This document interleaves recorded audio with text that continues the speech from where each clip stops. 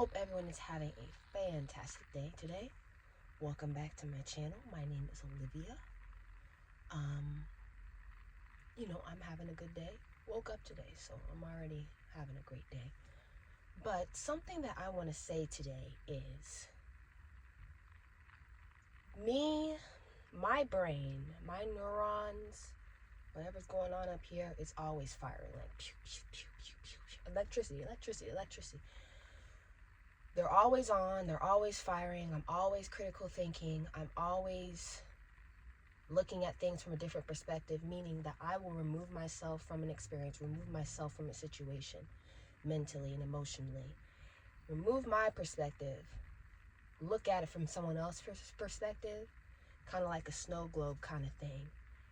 And recently, I have to say, I think one of my neurons just must have hit one specific neuron, or I've been thinking, you think about it so many times that it just finally clicks mentally, because things were just like, I was like, oh, that's why. But my thing is, there is a type of anger when you experience bottom of the barrel behavior.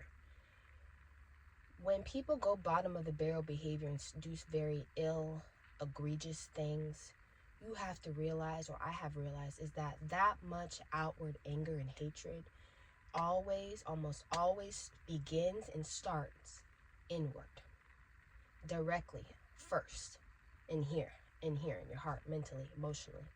Because the way I think about it, if you love yourself, you will externalize that love and project that love onto other people.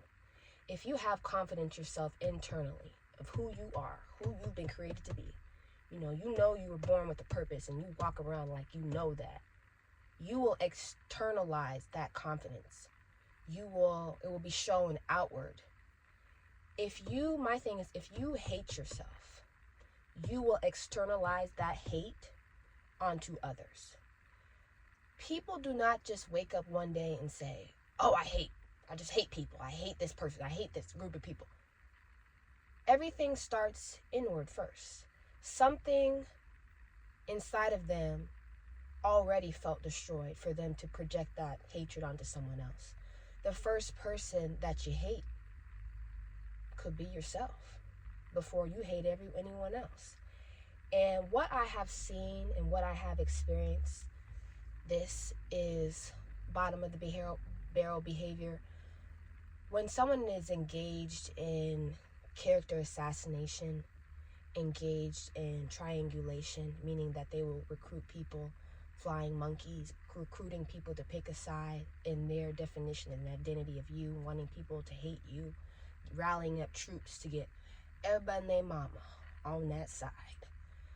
Manipulation, meaning people's goal is for you to doubt yourself, to turn your own mind against itself, to slander your name, to ruin your reputation and definition and just identity of who you are, to create divisions, to force people to pick a side, demanding worship instead of equality.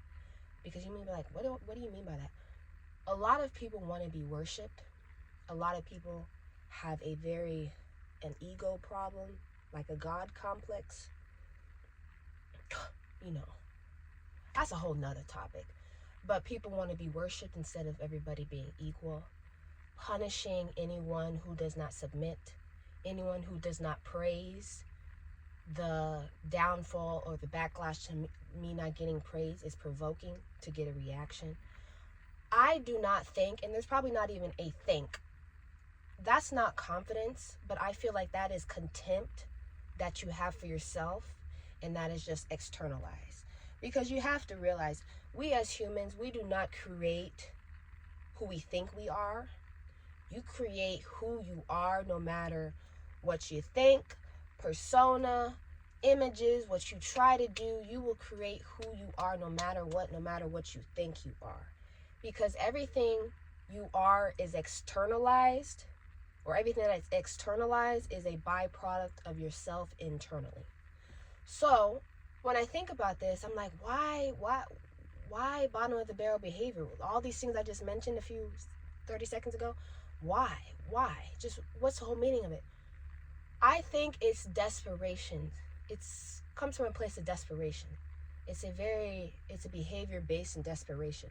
Meaning that when someone hates themselves, when someone feels powerless internally, when someone carries a deep shame, embarrassment, resentment, guilt, has no self-esteem or little self-esteem, little self-worth, little self-love, people like that cannot tolerate being around someone who loves themselves, has respect for themselves, and will not bow down to another human being. People want to be, like I said, people want to be worshipped. Your self-love will become a mirror that they cannot stand to look at. Like repulses. Like throwing up. Like nausea.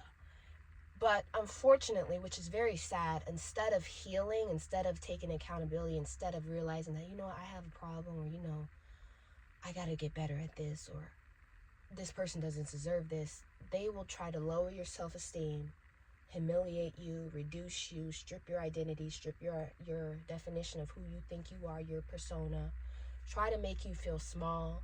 And it's all because if they can bring you down to their level where they are emotionally and mentally, the comparison stops. The comparison that I hear in my head, it stops.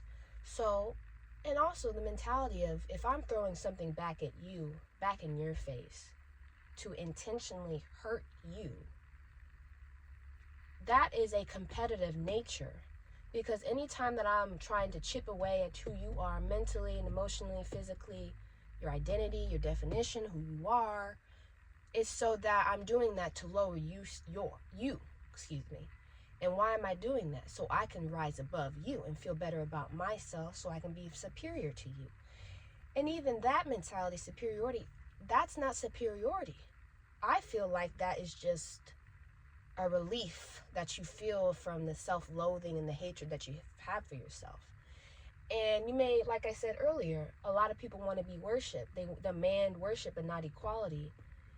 Because if you want equality, some have the mindset, I'm not going to give it to you, because sometimes equality exposes people's emptiness. So, if I'm above you and you're below me, if you refuse to play that role of being below me so I can feel better about myself, what am I going to do? I'm going to start provoking. I'm going to start doing the smear campaigns. I'm going to start doing the divisions. I'm going to start doing the retaliations, because you don't want to stoop that low, because you don't have that, you love yourself. But I feel like it's because your refusal threatens their false sense of control. Unfortunately, a lot of people want to dominate. Humans want to dominate each other. But also, dominance can also relieve or give you some sort of relief from that shame, that embarrassment, that guilt of how you feel on the inside. And something that time and time again that I have come to the realization of, that I probably will forever realize as I grow older, is that you can only meet people as deeply as they've met themselves.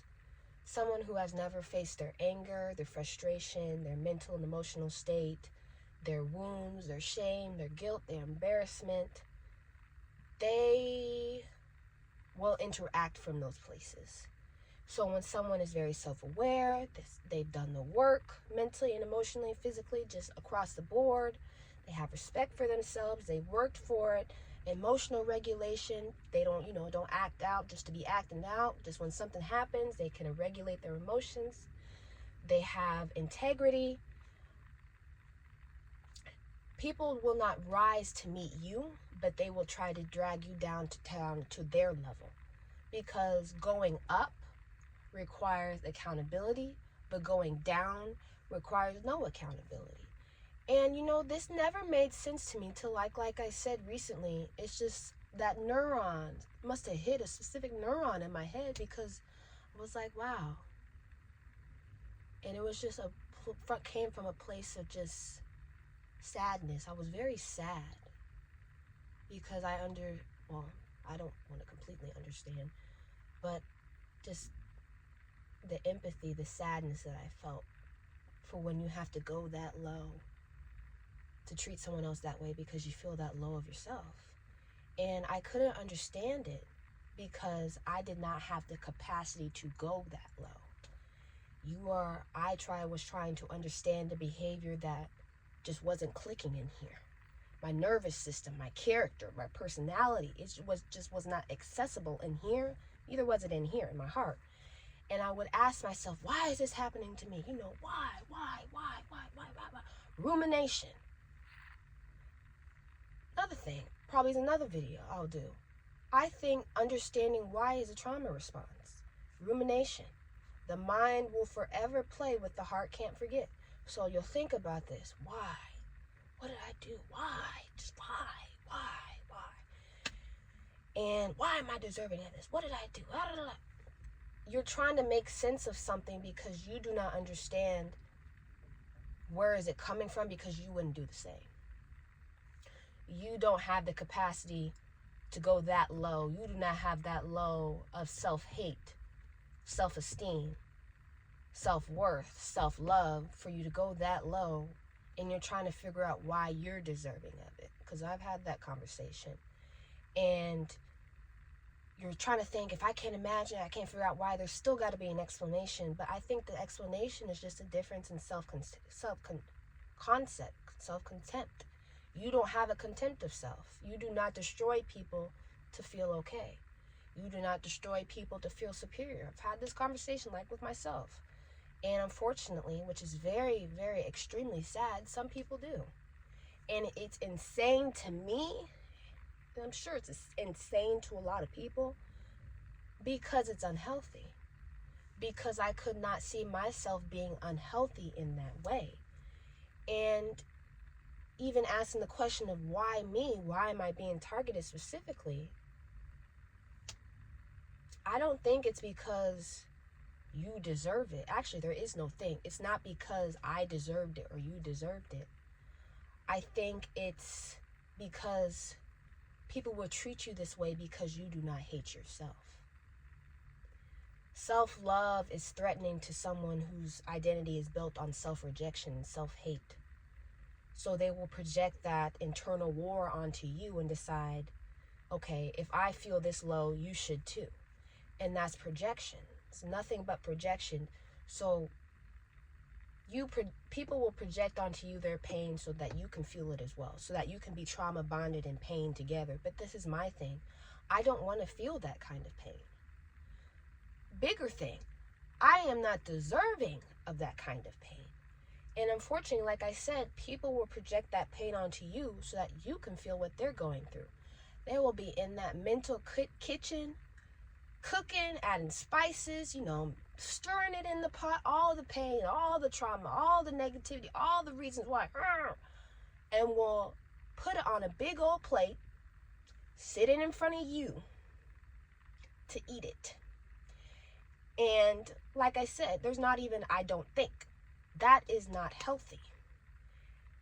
I am not me. I am not going to enable that feeling, that bad energy, that mental war that I didn't even sign up for by eating it. I'm not digesting it. I'm not going to absorb it. And the biggest thing, I am not going to become it. Because the thing is, the more that you eat it, the more that you digest it, projected behaviors and feelings onto yourself that people will project onto you, you will start becoming what's projected onto you. And then the sad thing is, you will start dishing it to someone else. And it's just an endless cycle. And like I said, it's not healthy. And like I said recently, this just must have clicked in my neurons in my head that I always knew it was self-hate, but something clicked recently that just made me just really sit back and just empathize, understand it. I've realized that it was never about miscommunication. It was never about a misunderstanding. It was never about being too much, having too much self-love, too much confidence. It was never about you being wrong, Olivia. It was about, unfortunately, self-hatred that is trying to replicate itself in you, in another person, wanting you to despise yourself. I think despising yourself that much that you want to cause another human being to feel that kind of pain, and you get a sense of relief when other people mirror that pain, is just so disheartening to me. It's very, very sad. And people who love themselves will become targets to people like that. You will have a bullseye on your back like the size of Texas. I'm not kidding with you. And through me saying all this, even in the conversation, me thinking about it earlier when the neurons were clicking, that's why it didn't make sense. And that's why it finally does now. And my thing is, you only need to recognize it. Do not let it define you. Do not let that become your character, your personality, your behavior, your attitude, your heart. Because no matter what people throw at you, don't lose your heart. Don't lose it. This is not a war for you to fight. This is not a war let alone did I even sign up for. And it's not your responsibility to try to fix it, because, like I said, you didn't sign up for that war, and that's a war that's going on in these two places. It's not going on in you. It's a projection that's going on in here from them. And I had to realize that, and that gives me a lot, of insight as to why I couldn't understand why and why I finally do. But just don't lose what makes you you in these attempts and these projections that people will put onto you.